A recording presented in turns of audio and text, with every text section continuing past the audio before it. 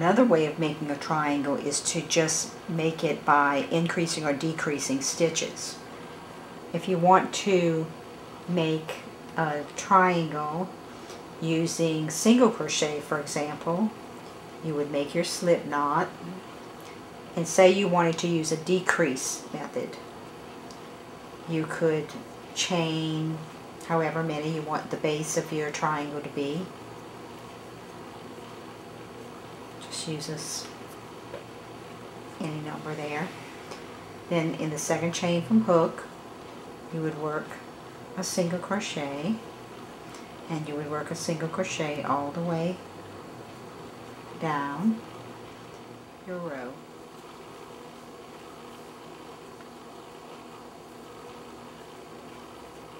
And you would chain one, and I'll say here, count your stitches, 1, 2, 3, 4, 5, 6, 7, 8. I have 8 stitches here.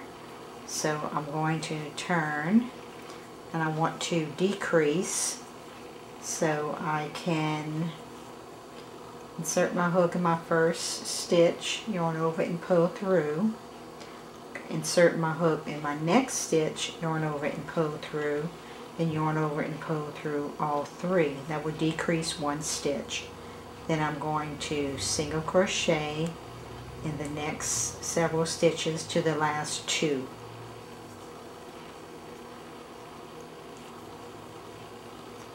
Now I have 2 stitches remaining, so I'm going to do a decrease there.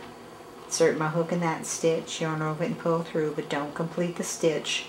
Insert my hook in my next stitch, yarn over it and pull through, and then yarn over and pull through all 3. Now I had 8 to begin. Now I have 1, 2, 3, 4, 5, 6. Now on my next row, I'll chain 1 and turn.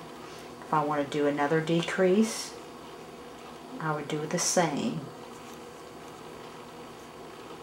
Then I would work the mid stitches just as regular single crochets. Then I would get to my last 2 stitches. I'll do another decrease. And chain 1, turn. Now I have 1, 2, 3, 4. I have 4 stitches, so that's just 2 decreases. So I'm going to insert my hook, yarn over it and pull through, insert my hook in the next stitch, yarn over it and pull through both. Insert my hook in the next stitch, and in the next stitch, yarn over it and pull through, chain 1 and turn. Now I have 2 stitches, so I'll do 1 decrease.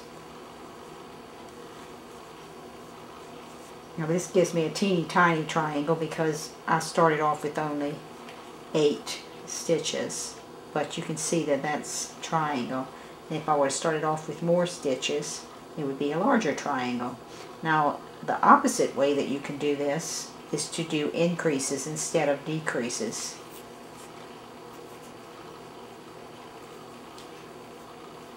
You would still start with your slip knot, but make only 2 stitches.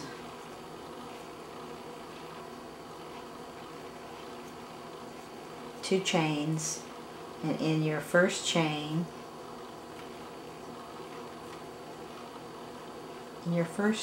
make a single crochet. Chain 1 and turn. Now in your single crochet that you made, work 2 stitches. That's an increase. Chain 1 and turn. Now in each of these stitches you work 2 single crochets.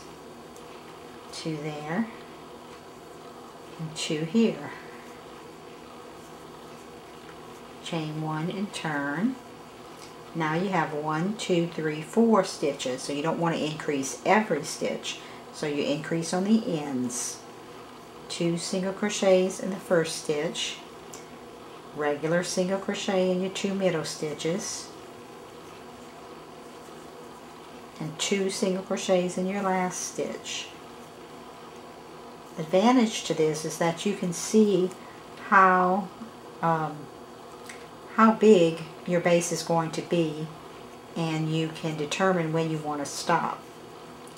Now we're going to go 2 single crochets in our last stitch, in our first stitch rather, In our middle stitches, we're going to just do plain single crochet.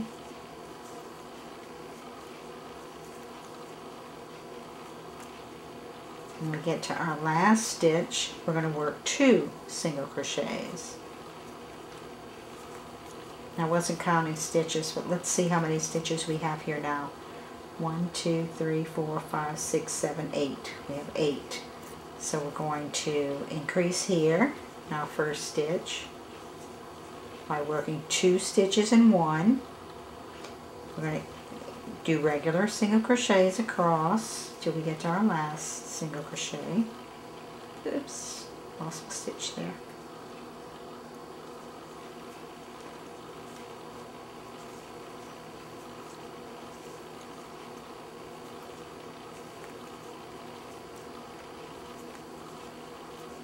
And on our last stitch, we'll make 2 more. Chain 1 and turn. Now we should have 10. 1, 2, 3, 4, 5, 6, 7, 8, 9, 10. So we're going to make 2 more here. Regular single crochets across.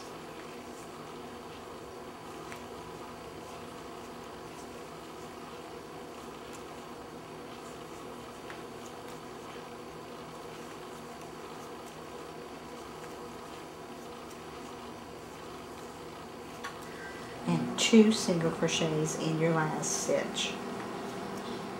And you can see that we're getting a triangular piece here.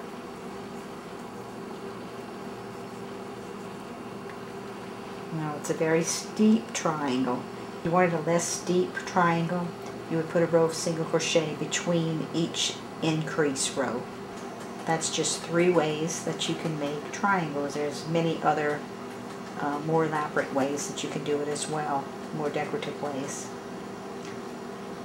You also, if you work the single crochet, use the single crochet method, you might want to do a border around it to give it a more finished edge.